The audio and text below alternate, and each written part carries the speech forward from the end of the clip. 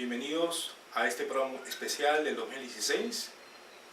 Queridos seguidores, estamos desarrollando el programa de fin de año de Creciendo con la Historia y queremos aprovechar la oportunidad para agradecer a los más de 7.000 seguidores que se han sumado hasta la fecha. Y hoy día tenemos un programa en la cual vamos a comentar las mejores publicaciones en historia de este año 2016. Y para esto vamos a tener la presencia de dos amigos y también colaboradores de la página. En el caso de Jesús Céspedes, historiador de San Marcos, y también nuestra querida amiga Laura Martínez, que también es de San Marquina. Bueno, es importante tomar en consideración que esta lista es una lista en la que se ha querido generar unos criterios en consenso. No es una lista que necesariamente sea oficial, es decir, puede haber discrepancias con algunos otros colegas, pero es lo que más ha logrado sobresalir en consideración de cada uno de nosotros. Empezando a escribir un poco y narrar y explicar parte de la producción que ha habido en este último año, en el 2016, hemos sido parte de una coyuntura política donde se presentaron las elecciones, un cuadro muy intenso sobre la política, la economía, y creo que los antecedentes, las primeras publicaciones de febrero de este año han marcado una especie de etapa, una invitación a la reflexión de cómo encarar el proceso electoral, y entre ellos se encuentra Pensando a la derecha de Antonio Zapata. Básicamente es una respuesta en realidad para algunos textos que, en este caso, podría ser de Aldo Mariátegui, y en realidad narra, entre las tres tradiciones políticas en realidad por la cual se ha ido constituyendo el Perú que conocemos actualmente. En este caso narra la tradición aprista, en este caso explica cómo existen estas antípodas dentro de un partido que se ha ido alejando de sus ideales iniciales, que han sido ligados a la izquierda inicialmente y después se han ido diversificando por intereses personales y diversas coyunturas, que han dado pues una obra que actualmente conocemos, que han dado figuras al propio Alan. En los primeros capítulos Zapata explica muy bien cómo este vaivén, ¿no? Y lo explica resumiendo el primer capítulo como la historia de un zigzag.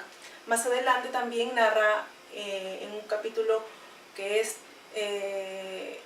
va a dar fruto a Fuerza Popular, que va a dar fruto a este populismo clientelar, y permite en realidad señalar cómo se ha ido constituyendo estas herencias políticas a través de Odría, la herencia de Benavides, que han dado fruto a un Fujimori y que han dado lugar a Keiko Fujimori. Además, cabe resaltar que hay una comparación que hace Zapata de María Delgado con Keiko Fujimori.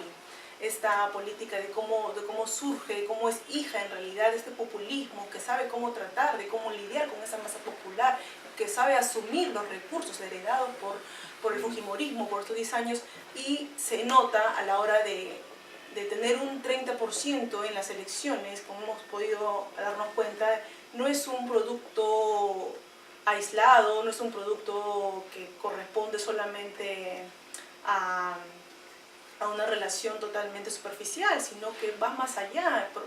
Esto viene resultado de un proyecto populista, clientelista, heredado por su padre, y que lo ha sabido capitalizar muy bien en las elecciones y que dio resultado o pasar la segunda vuelta. Y la tercera tradición que también se señala en este texto es la tradición que da resultado a este intelectual, a estos técnicos en realidad que buscan buscar ese espacio entre académicos, intelectuales, que necesitan dar una respuesta que no habían podido tener durante mucho tiempo. En este caso está PPK, Fuerza Popular, que ahora conocemos, quedó en segunda vuelta con el partido de PPK, pero hubo esta disyuntiva. En realidad supuestamente son dos partidos que proceden de una tradición de derecha, proceden de una tradición ligada a los ideales de repente neoliberales de alguna forma, pero que sin embargo el quiebre que hay entre PPK y Keiko Fujimori es tecnicismo, ¿no? Esta forma de entender al mundo social a través de estadística, de marcos conceptuales económicos, y que le han dado respuesta y que finalmente ha sabido capitalizar de alguna forma. Sin embargo, hemos visto también que los resultados que hemos conocido durante el proceso de las elecciones de este año ha sido también muy coyuntural, que ha sido también resultado de un proceso, de una coyuntura a momentos muy frágil de repente, porque ha tenido que sumarse muchos partidos por una fuerza anti-Fujimori que estaba liderada por muchos académicos y partidos, y que bueno, pues den un resultado que Pedro Pablo Kuczynski sea nuestro actual presidente. Este es un libro, sin lugar a dudas, que invita a la reflexión, que invita a entender estas grandes tradiciones que conforman nuestra historia política y nuestro presente, y que nos explica cómo podríamos abordar el futuro. ¿Podría agregar un pequeño comentario? ¿Sí? Sí. ¿Sí? Bueno, solo quería yo resaltar algo, ¿no? De las tres derechas que menciona en este libro, la tecnocrática, encarnada en PPK, la aprista, ahora pues encarnada en Alan, y la clientelista, encarnada en el fujimorismo, debo confesar pues que el fenómeno político que me parece más fascinante de todas estas tres es el fujimorismo, ¿no? Cuyo presente es el oderismo. Nos puede demostrar algo muy importante, que el fujimorismo como el oderismo pueden combinar el autoritarismo político, una economía liberal de mercado, muy favorable a las grandes empresas, sobre todo a las nacionales, y al mismo tiempo, ¿sí? Al mismo tiempo cosechar una gran popularidad. Recuerden que Odría gobernó del año 48 al 56 con autoritarismo, ¿sí? Y muy favorablemente al capital norteamericano. Y fundó su partido recién en el 61, 5 años después, con una gran popularidad. En el 62 estuvo entre los 3 primeros lugares y en el 63 también. ¿Sí? Entonces, no nos debe extrañar tampoco que Keiko Fujimori sea una heredera, pues, que se ha beneficiado muchísimo, en este caso el apellido, pues, ¿no? del fundador, Alberto Fujimori. Y cierro con esto mi comentario, ¿no? Esto nos lleva a algo muy importante, sobre todo tomando en cuenta que el autor es izquierdista. Tenemos que deshacernos de una idea bastante idealizada o idílica de lo que es lo popular.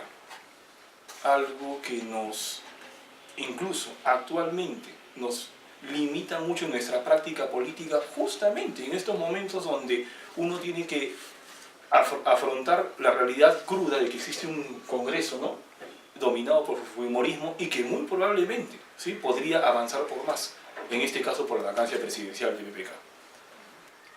Bien, retomando con esta selección de los mejores libros de historia, ¿no? Publicados en 2016, y también un poco dando pie a lo que inició Laura en el anterior bloque.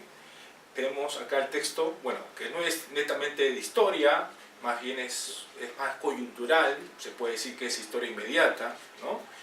Y un texto también de ciencia política, es el texto editado de Carlos Meléndez, Anticandidatos, que fue un texto que se publicó justamente en la coyuntura que vivimos en el proceso que acaba de culminar con la victoria de PPK. Textos sobre partidos políticos contemporáneos publicados en realidad son muy escasos. Lo que hay es mayormente un conjunto de tesis, de investigaciones que se han quedado solamente en revistas, y Planeta, ¿no? Que impulsó también el trabajo de Zapata, fue la entidad que se ha dedicado a publicar este texto, ¿no? Meléndez lo que hace es recopilar, ¿no? Más allá de lo que podemos cuestionar a este editor, pero el punto central es el conjunto de artículos que hay, de un conjunto muy importante de jóvenes investigadores en el campo de la ciencia política o de la historia inmediata, en la cual se centra en dos aspectos, ¿no? Uno que son los actores políticos, y la segunda parte los escenarios, ¿no? Donde se hace todo un recorrido sobre los candidatos, ¿no? Keiko Fujimori, el caso de Acuña, ¿no? Por ejemplo, el estudio de PPK, el tema de la candidatura de Toledo y también el tema de la izquierda, que fue trabajado por la periodista Silvia Bazán, entre otros, ¿no? Bueno, digamos que es un texto muy destacado ante candidatos, el thriller político en las elecciones del 2016.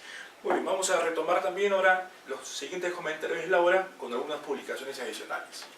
Bueno, este es otro texto, en realidad es una reedición de José Luis Renique de La batalla por Puno, en este caso por la Universidad Nacional de Juliaca, y La siniestra ensayos, que viene editando sus trabajos. Es un libro que yo leí cuando estaba en la universidad y me pareció muy valioso, que cuando puedan de verdad adquieran. No es un libro que salta de las antípodas, de ver la historia centralizada, de la historia limenizada, en realidad porque Puno responde, es una antípoda porque la masa popular campesina y de alguna forma con mayor fuerza indígena creo que sintetiza muy bien a través de un trabajo como este, en donde explica el conflicto en realidad agrario y hasta el sueño reciente, porque un poco vincula el ingreso de Sendero, de cómo se va formando y cómo esto va configurando el Puno que conocemos actualmente. Y lo interesante de este trabajo es no solamente lo valioso de la calidad de fuentes y el trabajo bastante minucioso que tiene Renique, sino que puede mostrar el uso de las fuentes orales, que es importantísimo para hacer la historia reciente, hacer el trabajo de entrevistas, hacer el trabajo de caminar y conocer la ciudad, conocer la región, conocer parte de la sociedad que puede ser historizada. Eso es lo valioso del texto y que particularmente a mí me hizo pensar esta parte de la historia regional, ¿no? Que está muy dejada de lado y que ahora sería bueno retomarla. No sé si ustedes la han revisado, yo lo pude revisar en la universidad capítulo por capítulo, me pareció un trabajo fascinante y creo que es de lectura obligatoria para los que quieran involucrarse en historia. De repente lo que se puede acotar en el texto de Renique es el papel de la editorial, ¿no? Es una joven editorial, La Siniestra Ensayos, ¿no? Que ha sido impulsada por el antropólogo Pablo Sandoval, y en esta oportunidad también queremos felicitarlo su tarea de impulsar una serie de publicaciones que reivindica, ¿no? Digamos, los trabajos de historiadores, también estudiosos en torno a, hay un texto sobre la historia del neoliberalismo inclusive, y que son trabajos muy importantes que está sacando esta joven editorial, La Siniestra Ensayos. Seguimos, Laura. Bueno, en este caso también está este trabajo de Pablo Drinot, que es un texto en realidad en español, porque es una publicación, la primera sale en inglés, y es interesante porque nos permite entender, ese mismo título nos invita a la reflexión, dice: la seducción de la clase obrera, que es forma parte en realidad de hacer trabajos sobre el estudio de las clases trabajadoras. La clase trabajadora es de alguna forma muy heterogénea, no es un bloque igual para estudiarlo. Entonces creo que trabajos como este, como el de Pablo Drinot, que en realidad trata de explicar estas especies de fallas que existen ahora actualmente, conocemos en el complejo mundo del sistema laboral, también permite entender cómo se ha ido constituyendo y cómo han ido ingresando a la construcción de la nación, pero esas fallas han sido por ese problema en realidad, de cómo se ha ido construyendo la nación, si se construyó o no en realidad, y creo que permite utilizar ciertas fuentes y explica más bien cómo se va configurando este proceso de desiniciación, que lo menciona, y que es en realidad parte de la fuerte masa que hay dentro de las clases trabajadoras. Es interesante revisarlo, la gente que está involucrada, interesada por conocer la historia laboral del Perú, la historia del país, de cómo se construye. Uno de los trabajos para revisar. Claro, no es novedad porque ya se había presentado anteriormente, pero sí invita a la reflexión. Bueno, continúo con el periodo que también Laura comenta sobre el texto de Pablo Drinot. Podemos destacar un texto en el cual inaugura un campo que es casi nuevo en la difusión de textos, que es el pensamiento feminista peruano, el pensamiento político feminista en el Perú, ¿no? En el caso de una de las pioneras de este pensamiento, que es María Jesús Alvarado, ¿no? Una educadora que va a lograr desarrollar la imagen de la mujer, reivindicación de la mujer en el trabajo de Margarita Segarra Flores. María Jesús Alvarado, la construcción de una intelectual feminista en Lima, 1878 y 1915. No solamente Margarita Segarra se dedica a impulsar un trabajo biográfico, no, sino más bien es un estudio de la época en la cual María Jesús Alvarado vive, es un estudio sobre su pensamiento político, ¿no? Y también recopila un conjunto de artículos que ella ha logrado difundir durante el periodo conocido como la República Aristocrática, ¿no? Entonces, estamos contribuyendo en este trabajo a reivindicar justamente una de las cosas que todavía en el Perú no existe, ¿no? El pensamiento feminista. Volveremos en el siguiente bloque. Muy bien, de nuevo con ustedes. Me toca aquí comentar a mí el libro de Cristabel Rocarrey, La propaganda visual, ¿no? Durante el gobierno de Juan Velasco Alvarado, que ustedes muy bien saben fue un septenio, de 1968 a 1975. Saben ustedes que este es el gobierno más controvertido del siglo XX, ¿no? Hasta el día de hoy, el sentido, el norte que quiso imprimirle Velasco durante estos 7 años al Perú es materia de debate. Para muchos, ¿no?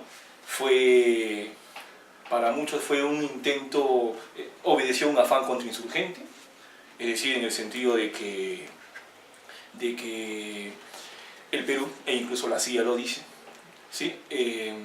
Reunía condiciones objetivas y subjetivas, por decirlo así, que podían convertirlo en una segunda Cuba, ¿no? Para muchos estudiosos, el gobierno de Velasco Alvarado, ¿sí? Obedecería a un afán contrainsurgente, pero también el afán industrializador, ¿no? El afán de brindarle una autonomía económica, una soberanía económica a nuestro país. Y en tercer lugar, ¿sí? También está el afán justiciero, de la justicia social, que se puede ver en medidas muy concretas como la reforma agraria. Toda esta complejidad que se expresó en 7 años, pues podemos observar a lo largo de este libro y su propaganda visual, ¿sí? Gracias. Le cedo la palabra a Laura. Bueno, ahora vamos a pasar a la sección de arte. Creo que una de las muestras más importantes y de los últimos años que ha tenido y albergado el Museo de Arte de Lima, en realidad ha sido sobre la pintura cusqueña, que ha sido fascinante. Creo que he ido a verla 3 veces, de obligatoria visita, aún está hasta enero, pueden visitarla. Y es un libro que muestra en realidad una aproximación a la pintura cusqueña, en realidad, una muestra que en realidad, el libro está basado en la muestra y explica una narrativa de cómo se ha ido construyendo la pintura cusqueña, de quiénes han sido sus principales representantes, de quienes se han encargado de darle color, imagen a cierta parte de la historia del Perú. Y en este caso, esta compilación se encuentra a cargo de Bufarden, en este caso una publicación obviamente que visualmente es muy llamativa, podemos ver imágenes, una edición de lujo para todos los que son interesados en el mundo artístico, en el mundo de la historia, en el mundo cusqueño. En realidad la mirada es, creo que, necesaria para no solamente los interesados en historia, sino también los que se encuentran interesados en conocer parte de la identidad cusqueña también a través de su imagen. Otro texto que podemos señalar de este rubro, podemos encontrar a Fernando Villegas Torres con los vínculos artísticos entre España y el Perú de 1892 a 1929, publicado por el Fondo del Congreso del Perú. Una publicación muy buena, muy interesante, además que también busca vincular parte del siglo XIX, cerca en realidad de 30 años, de 40 años, cuáles son los ideales artísticos en realidad que han fundado la construcción, este complejo mundo de construcción de la nación. Como hemos visto, muchos de los libros que han salido o que han buscado ampliar los objetivos de conocer la historia, este afán de muchos historiadores de la construcción de la nación, no solamente sea en discusiones políticas, en discursos, en hechos coyunturales, sino también a través de la imagen, a través de la mirada gráfica que pueden tener muchos artistas que también son testigos oculares de los acontecimientos históricos en el Perú. Una lectura también obligatoria que podemos acercarnos a esa parte de la relación que existe entre España y el Perú. Bien, también continuando con el tema de las exposiciones visuales, una cosa innovadora que también se ha publicado en este año es un diccionario histórico de la fotografía amazónica peruana, de 1868 a 1950.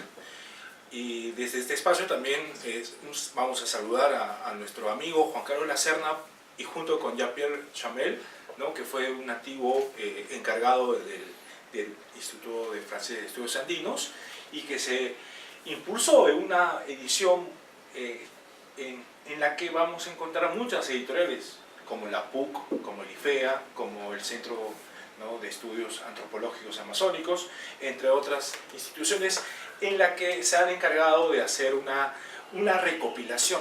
No es en realidad un trabajo de investigación clásico, más bien es un trabajo de investigación vinculado a hacer un catálogo, un ordenamiento de lo que es la fotografía amazónica, un campo que realmente es escaso, los trabajos sobre fotografía amazónica, ¿no?, y que en este texto, El Bosque Ilustrado, logra ser el pionero en las producciones visuales. Pasamos a mencionar de manera un poco más concreta textos como de la independencia, ¿no?, escritura de la historia y política, ¿no?, también publicado por el IFEA, editado por Alexander Bentancur Mendieta, ¿no?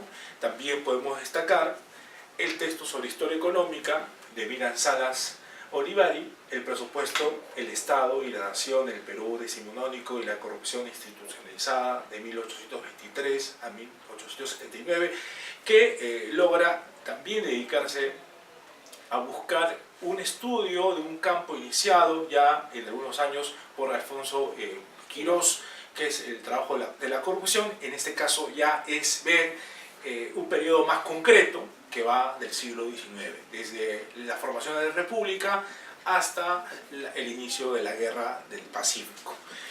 Igual, trabajos que también no son tan conocidos, por eso que se destacan en este programa especial, es un trabajo publicado recién en castellano, ya hay una edición en inglés hace un poco tiempo, sobre el famoso santo San Martín de Porres. Martín de Porres, Santo de América, de Celia Cusen, que no es un trabajo hagiográfico, es decir, una biografía de santos, es un trabajo que busca entender el periodo donde este llamado santo logró sobresalir, ¿no? Es un trabajo muy importante que también mencionamos.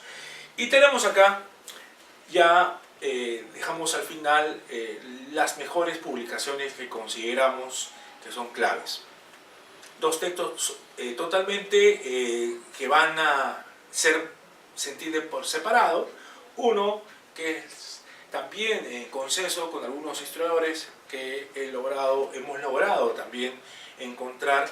Se destaca mucho la publicación hecha por una historiadora que también es muy prolija en sus investigaciones, conocedora del siglo XIX, y que también saludamos su papel de publicar constantemente, ¿no? Es Carmen McEvoy, Chile en el Perú, la ocupación a través de documentos durante la época en que vivimos ocupados por Chile, ¿no?, durante el año 1881 y 1884. Es en realidad un trabajo en la cual hay una recopilación de documentos que van a servir como puente para estudiar una de las pocas partes que tampoco no han sido tan profundamente exploradas, que es la época de la ocupación chilena en Lima. No sé si Laura de repente podría hablar un poquito del libro sobre el texto de la guerra con Chile, o de Carmen McEvoy. En realidad creo que da gusto conocer que la mayoría de autores que hemos señalado, cabe destacar que entre las mejores publicaciones se encuentra una historiadora que está constantemente vinculada, actualizada, una opinión política bastante versada, actual, y ha publicado y que no se aleja porque vive la historia y lo hace a través de un texto, como menciona Michelle, es sobre la ocupación y es interesante porque también podemos apreciar el trabajo de fuentes, ¿no? Creo que es importante porque a pesar de ser un tema muy tocado, la guerra del Pacífico es en realidad en la historiografía en el Perú creo que marca un hito importante y siempre será importante repensarlo, reflexionarlo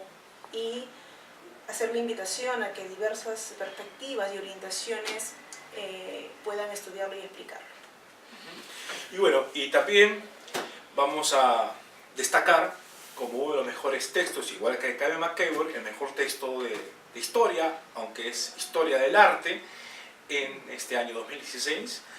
Es un texto muy amplio, también es una obra muy destacada, es un conjunto de artículos hecho por el exdirector de la Biblioteca Nacional, Ramón Mujica. Un trabajo en la que se dedica a entender la iconografía en el arte durante el periodo colonial hasta el siglo XIX. Como saben ustedes, el desarrollo de la simbología en el arte es muy importante porque la mayor parte de la población del Perú de esos años era analfabeta. Y por lo tanto, la manera de cómo la iglesia, que se va a enquistar en nuestro territorio, se comunica con los fieles es a través de las imágenes. Y las imágenes también conllevan un mensaje, una simbología. Y se manifiesta a través no solamente de la pintura, también de la escultura, del grabado y diversas manifestaciones. Entonces lo que hace Ramón Mujica es justamente estudiar esa simbología, esos elementos transgresores, por eso que el título de este libro se llama La imagen transgredida, estudios de iconografía peruana y sus políticas de representación simbólica, y que abarca, como dije, desde la época colonial hasta casi el final del siglo XIX, ¿no? Es un conjunto de artículos, pero que han logrado ser seleccionados, trabajados por él durante bastante tiempo, y que por fin tenemos la posibilidad de lograr encontrar estos trabajos que han estado antes dispersos en una sola obra, ¿no? Publicados en este año por el Fondo Editorial del Congreso. No sé si un aspecto importante podría destacar los amigos que tenemos acá en la mesa. En realidad este trabajo es complementado también el estudio de la imagen, de la iconología de la imagen. En la última publicación, que en realidad se ha hecho de manera digital, también a cargo por Ramón Mujica, también entre sus participación, que está publicada por la página web del Banco Central de Reserva, que se trata más bien del Señor de los Milagros, que sería bueno revisarlo también, que complementa también este estudio, porque no solamente es ciertos aspectos o hitos fundacionales en la imagen del Perú, sino también hay aspectos, por ejemplo, fundacionales, hitos fundacionales, como también es la imagen del Señor de los Milagros.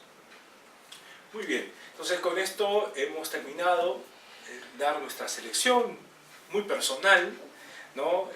De repente puede generar una serie de polémicas, pero esta es nuestra, como dije, lo que ha logrado sobresalir para la página Creciendo con la Historia y para nuestros amigos invitados, tanto Jesús y Laura. Muchas gracias. Y antes de cerrar, queremos primero agradecer a Jesús por ser colaborador en esta página, ha difundido algunos de sus artículos, algunos de sus trabajos, y nuestra invitada también, Laura, por haber comentado algunas de las publicaciones que han sido seleccionadas en este programa especial. Y bueno, y ahora vamos a terminar brindando. No sé si Jesús puede servirse porque ya. El verano, tú sabes. Muy bien, queremos agradecer a todos ustedes por seguirnos. Ya somos más de un año, la página está existiendo, y queremos también darles un gran saludo a todos nuestros seguidores por lograr continuar con ver nuestra página, y esperamos que el próximo año también continúen y que haya más seguidores. Gracias y bienvenido 2017, feliz año 2017 y por ustedes, ¿no? Salud. Salud. Salud, feliz año.